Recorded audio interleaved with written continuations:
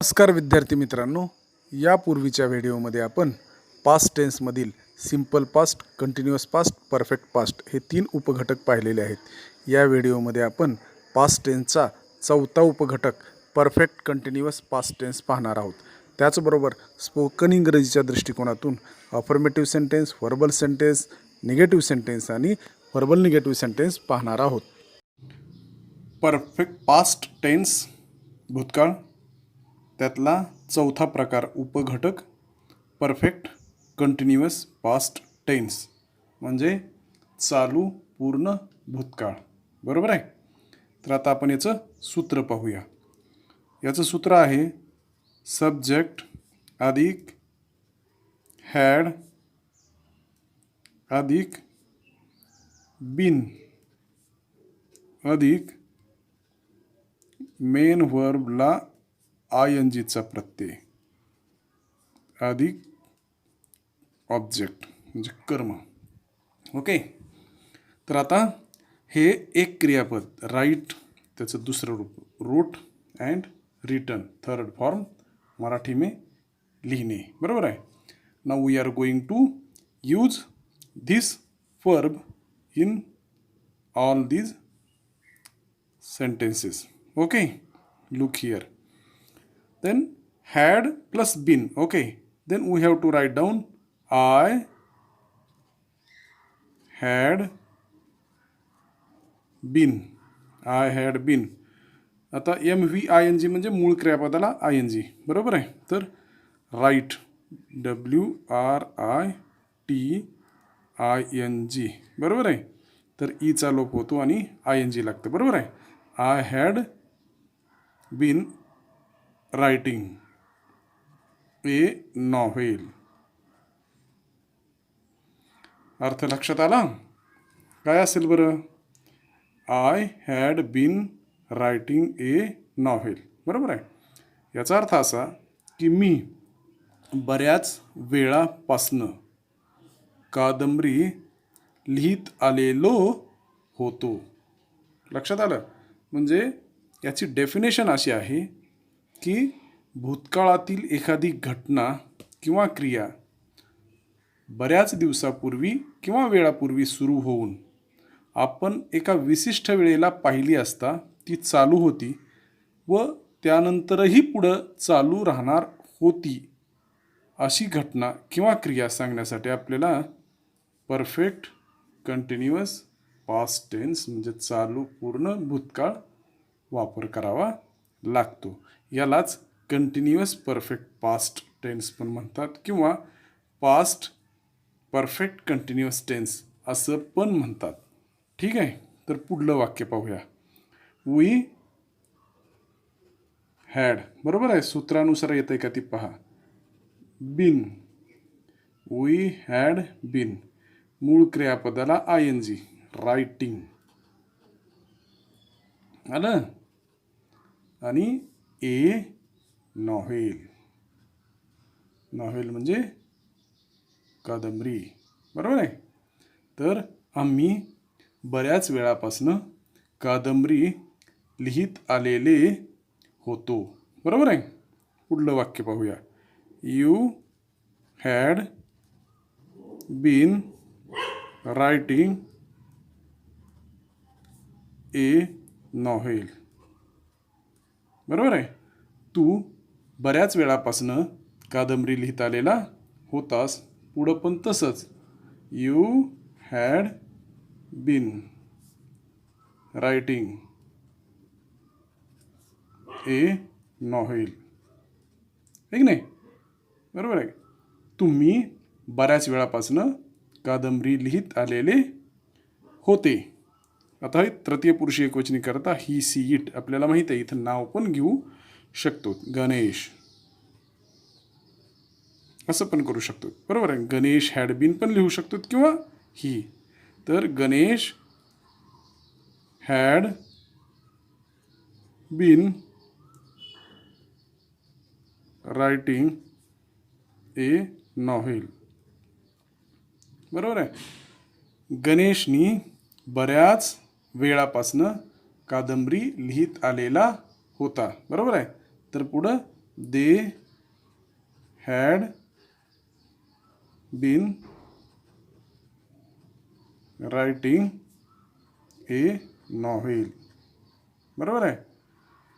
ते बऱ्याच वेळापासून कादंबरी लिहित आलेले होते. बरोबर आहे. आता आपल्याला काय करायचं आहे, ह्या सर्व वाक्यांचं व्हर्बल सेंटेन्स, निगेटिव्ह सेंटेन्स आणि निगेटिव्ह व्हर्बल सेंटेन्समध्ये कसं रूपांतर करायचं हे आपल्याला शिकायचं आहे. बरोबर आहे का. पहिलं वाक्य पाहूया आपण. I had been writing a novel, म्हणजे मी बऱ्याच वेळापासून कादंबरी लिहित होतो किंवा लिहित आलेले होतो. बरोबर आहे. आता याचं आपल्याला काय करायचं आहे, व्हर्बल सहाय्यकारी क्रियापद शोधायचं, त्या घ्यायचं. हॅड करता I, had I been writing a novel, मी बऱ्याच वेळापासून कादंबरी लिहित होतो का.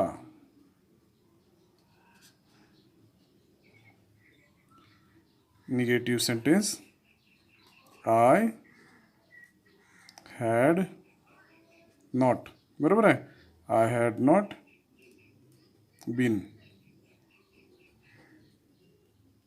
रायटिंग ए नॉव्हेल,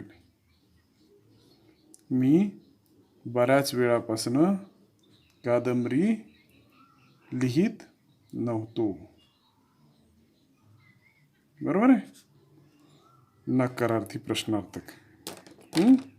चला, हॅड अधिक नॉट हॅडंट. बरोबर आहे. I hadn't I been writing, hadn't I been writing a novel. कळलं का. मराठीतून मी बऱ्याच वेळापासून कादंबरी लिहित नव्हतो का.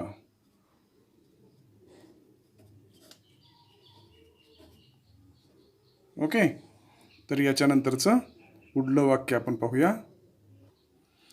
पुढलं वाक्य, we had been writing a novel, म्हणजे आम्ही बऱ्याच वेळापासून कादंबरी लिहित होतो किंवा लिहित आलेले होतो.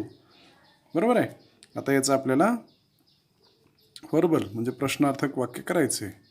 सहाय्यकारी क्रियापद had, we been writing a novel. बरोबर आहे. आम्ही बऱ्याच वेळापासून कादंबरी लिहित होतो का. बरोबर आहे. आणि पुढलं वाक्य आहे नकारार्थी. We had not been writing a novel. बरोबर आहे. आम्ही बऱ्याच वेळापासून कादंबरी लिहित आलेलो नव्हतो. नकारार्थी प्रश्नार्थक. कसं होतंय ते, हॅड अधिक नॉट. बरोबर आहे. काय, hadn't we been writing a novel. आम्ही बऱ्याच वेळापासून कादंबरी लिहित नव्हतो का.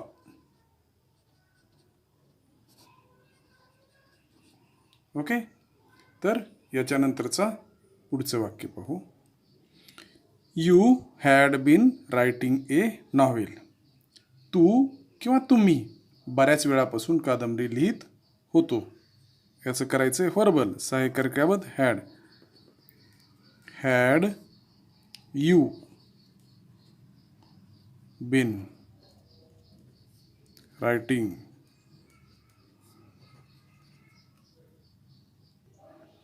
अ नॉव्हेल म्हणजे तू किंवा तुम्ही बऱ्याच वेळापासून कादंबरी लिहित होतो का? बरोबर आहे. पुढलं वाक्य काय निगेटिव्ह करायचं आहे. तर यू हॅड नॉट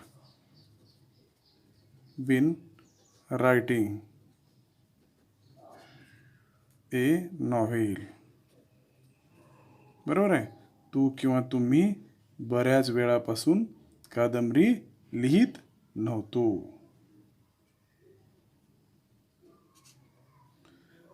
यातला पुढला प्रकार आहे व्हर्बल निगेटिव्ह. बरोबर आहे. मग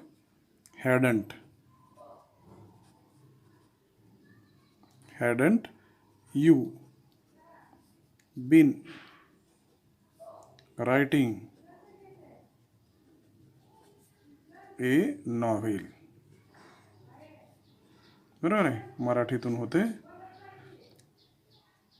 तू किंवा तुम्ही बऱ्याच वेळापासून कादंबरी लिहित नव्हतो का?